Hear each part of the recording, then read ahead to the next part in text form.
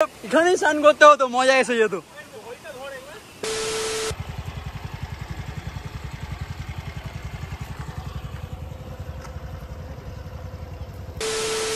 Seriously একটা মনের মধ্যে একটা ভয় লাগছে, মিথ্যে বলে লাভ নেই।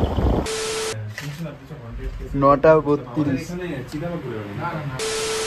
ও আচ্ছা, কি আশা একটা বলে না, ও আচ্ছা, ওই আশায় বসে আছে।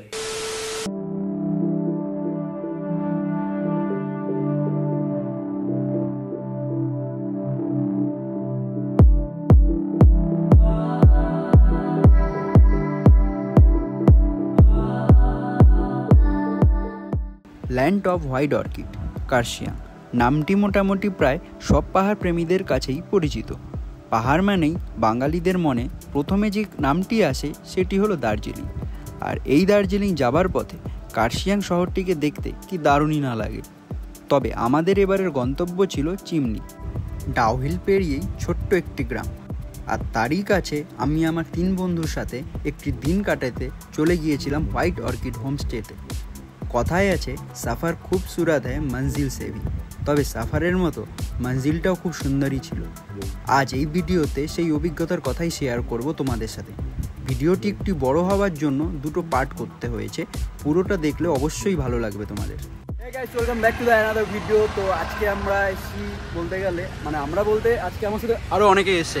এখানে অপ্রতিম, এখানে হচ্ছে অনির্বাণ, আর এখানে হচ্ছে শুভ তো এর আগেও এসেছিলো। শুভকে সবাই চেনো, এর আগে অনেকবার ব্লগে এসেছে। তো আমরা অ্যাকচুয়ালি ওরা এলো কলকাতা থেকে আজকে সকালে বিজিবিতে দার্জিলিং মেলে করে, ওদের সাথে দেখা হলো। এবার আমরা যাচ্ছি, এখন দিনকার রোডে আছি, খাওয়া দাওয়া করলাম, বিরিয়ানি খেলাম। আর খাওয়া দাওয়ার পরে এখন যাচ্ছি আমরা উপরে কার্শিয়াংয়ের দিকে। আজকে আমরা কার্শিয়াং স্টে করবো, কোথায় স্টে করবো ওটা একটু পরে তোমরা দেখতেই পারবে। তো চলো যেতে যেতে এবার বাকি গল্প করবো। এখন আমরা, এটা হচ্ছে রংটংয়ে দাঁড়িয়েছি। জাস্ট এটার থেকে এই দিকটা নিয়ে নিলেই শিবখোলা, সোজা কার্শিয়াং। তো এখানে সব চা খাওয়ার জন্য একটু দাঁড়ালাম। তো এখানে শুভ, সবাই এখন একটু বাড়িতে ফোন করছে, এদিকে অপ্রতিম। তো এখান থেকে আমরা আর যেগুলো একটু টুকটাক স্পটগুলো আছে, যেমন তিনধারিয়া আছে, আর হচ্ছে ওই পাগলাঝোড়া ওয়াটার ফলসটা আছে, ওটা মহানদীর ওখানে একটা ক্যাফে আছে। যদি ঢুকলাম, কিন্তু কারণ নাও ঢুকতে পারি, অ্যাকচুয়ালি টাইম আমাদের এখন অনেকটা হয়ে গেছে, 11:22, কারণ স্কুটি নিতে আমাদের লেট হয়ে গেছিলো। তাও তারপরে অ্যাকচুয়ালি যেখান থেকে বুক করার কথা ছিল সেখানে আমরা স্কুটিটা পাইনি, অন্য জায়গা থেকে আবার করাতে হয়েছিল। হ্যালো, তো আমি নতুন বন্ধু, নতুন ব্লগে এলাম। আরে গাড়ি আসবে না তো এখানে এই রোডে। তো তারপরে হচ্ছে এখানে হলো, তারপর ওর জন্য লেট হলো। তো এখন 11টা মোটামুটি 22-এর মতন বাজে, আর আমাদের ওখানে চেক ইন টাইম 12টা, সে আমাদের 12:30 পৌনে 1টা হয়তো বেজে যাবে। তারপরে ওখানে গিয়ে লাঞ্চ করবো।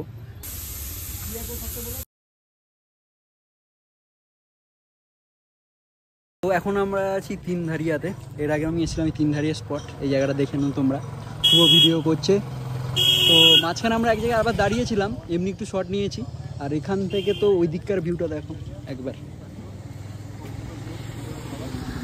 ওখানকার সেই পুরনো বাংলোটা বেশ সুন্দর লাগছে না? তো এবার যাই আমরা, এরপরে একটা পাগলাঝোড়া যে ফলসটা আছে ওইটার সামনে একটু দাঁড়াতে পারি, দাঁড়িয়ে নিয়ে আর গিদ্দা পাহাড়ে একবার দাঁড়াবো, দাঁড়িয়ে সোজা কার্শিয়াং ঢুকবো।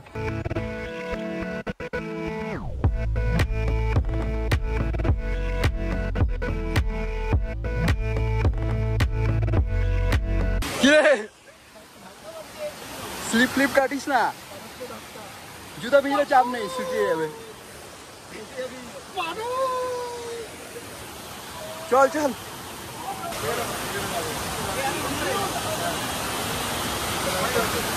দেখো একটা কি সুন্দর সুইমিং পুল আছে। আমরা যেটা পাগলাঝোড়া ওয়াটার ফলস তার আগে এর আগেবার যখন এসেছিলাম, এখানেই স্নান করতে হতো, মজা এসে যেত। এখানে স্নান করে মজা এসে যেত। এখান দিয়ে উঠতে হবে, খুব স্ট্রাগল করে সব উঠেছে। ভাইটা কত ভালো, কি সুন্দর স্নান করতে পারছে। আমরা গামছা হলে এসে নামা যায়, গামছা নিয়ে এসে নামা যাবে রে। স্নান করতে আমাদের এত ইচ্ছে হলো, কিন্তু এখানে করবো না, কারণ আমাদেরকে এখন অলরেডি 1টা বাজে, আমাদেরকে হোমস্টেতে যেতে হবে। আর কোথাও দাঁড়াবো না, গিদ্দা পাহাড়ে একটু যদি ওরা 5 মিনিট রাতে দাঁড়াবো, নাহলে পরে আসবো গিদ্দা পাহাড়ে। বাট আগে এখন হোমস্টে আগে যাবো। Bye bye sweet water false.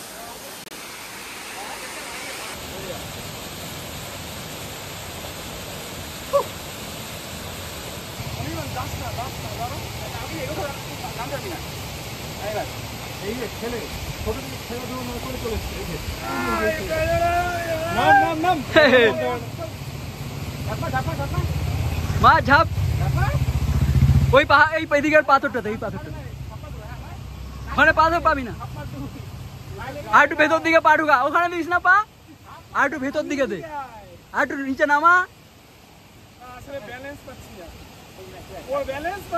ঝাপ মেরে দে ব্যালেন্সের দরকার নাই ঝাপ মার না হ্যাঁ কেমন লাগলো বল হ্যাঁ যদি স্নান করা যেত স্নানটা করলাম না তাও ঘেমে গেছি গামছা সব আমাদের ব্যাগের মধ্যে কেমন লাগলো প্রদীপ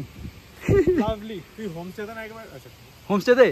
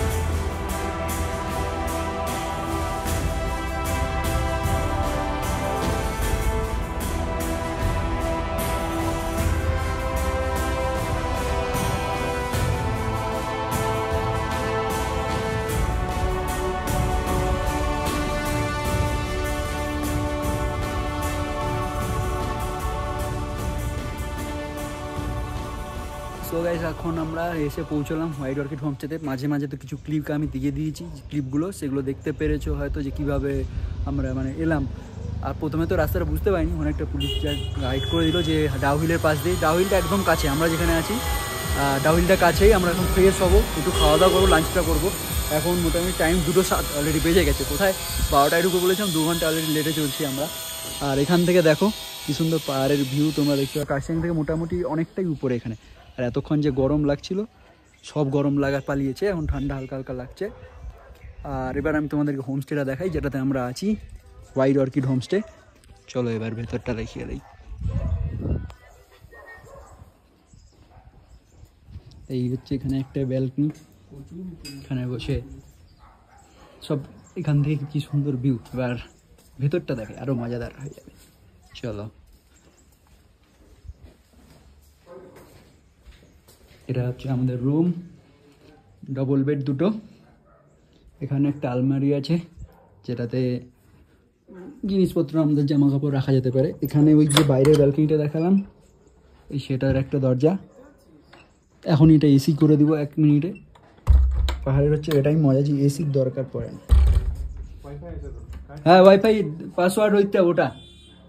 এই একটা মিরর দিয়েছে, এখানে গ্লাস, জগ, আর এই হচ্ছে একদম পাহাড়ের ভিউওয়ালা উইন্ডো। দেখো ব্যালকনিও পাওয়া যাচ্ছে, উইন্ডো। আর ঘরটাকে একটু আমি ভালো করে দেখিয়ে দিচ্ছি।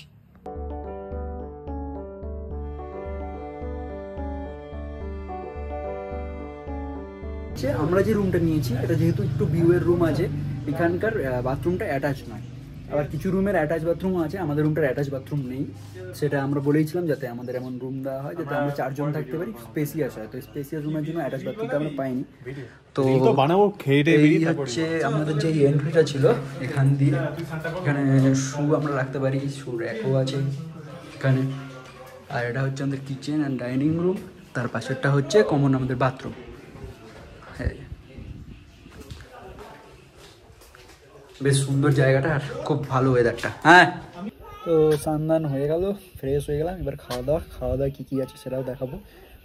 এখন আমার দুজনের হয়েছে, আরও দুজনের স্নান বাকি আছে, ওরা করে নিই তারপরে। তো এরকম একটা উইকেন্ড পাহাড়ে, মানে ওই সাইডে পাইন গাছ, আহা এরকম ভিউ দেখতে দেখতে এই ব্যালকনিতে বসে থাকতে কেমন লাগে বল। মেঘগুলো দেখে, পাইন গাছ দেখে মন ভরে যাচ্ছে। এতগুলো পাইন গাছের সামনে আমি জীবনে আসি। লেপচা জগতে তো গিয়েছিলাম, কিন্তু এটা বেশ ওখানে থাকলে আরও ভালো লাগতো লেপচা জগতের সাইডটাতে। তো এখানে থেকেও বেশ ভালোই লাগবে আশা করি। আর বাদ বাকি ওভারঅল এক্সপিরিয়েন্স বলবো, বাথরুমটা যে কমন যেটা আমরা ইউজ করলাম, বাথরুমটা খুব ভালো পরিষ্কার একদম। তোমাদের পরে পারলে আমি একবার দেখিয়ে দেবো। হ্যান্ড ওয়াশ আলাদা করে রাখা আছে, গিজার আছে, তো মোটামুটি সব একদম পরিষ্কার চকচকে নতুনের মতন একদম। তো আমাদের লাঞ্চের আইটেমগুলো চলে এসছে। এখানে হচ্ছে এটা বাঁধাকপি দিয়ে মটর দিয়ে একটা তরকারি, এখানে হচ্ছে কি যেন ভুলে গেলাম, করলা ভাজা। হ্যাঁ, করলা ভাজা, চিকেন, আর হচ্ছে স্যালাড, ডাল, পাঁপড়, ডাল আর সকালে তো ব্যাস। এবার খাওয়া দাওয়া করি, প্রচুর খিদে পেয়ে গেছে, অলরেডি 3টে বাজে। এখানে যে করলা ভাজাটা আছে এটা তিল দিয়ে ভাজা। আমরা নর্মালি খাইছি একদম পুরো গ্রিন থাকে, তো এটা একটু অন্যরকম ক্রিস্পি টাইপের, ভালো খেলে। এখন লাঞ্চ ডান। তো লাঞ্চের যে খাবারটা তোমাদের দেখালাম করলাটা, ওটা তো অন্য রকমের, মানে করলা ভাজা যেটা ওই দিয়ে তিল দিয়ে, ও খুব ভালো লাগলো। আবার সবাই একটু করে রিপিটও করলো। আর ওভারঅল খাওয়া দাওয়া সবগুলোই মোটামুটি ভালোই ছিল, সবই খাওয়া ভালো। চিকেনটাও ভালো টেস্টি ছিল, ঝোলটাও আর সফটও ছিল, ভালো ছিল। এই ছেলেরা খাওয়া কেমন ছিল? দারুণ অসাধারণ। মানে এত সুন্দর খাওয়া, পাহাড়ে এসে খিদার পেটে খাওয়া, এটা ভাগ্যের ব্যাপার। স্পেশালি করলা ভাজাটা হেভি লাগলো। করলা ভাজাটা তিল দিয়ে ভাজা, তিল দিয়ে কোটিং করা, মানে ক্রিস্পি করলা ভাজা। এবং ওটা আমার মনে হয় যারা করলা খায় না তাদের জন্য বেস্ট। মানে তেতো লাগবে না, তেতো লাগে মানে এরকমই, যারা তেতো পছন্দ করে না তাদের জন্য।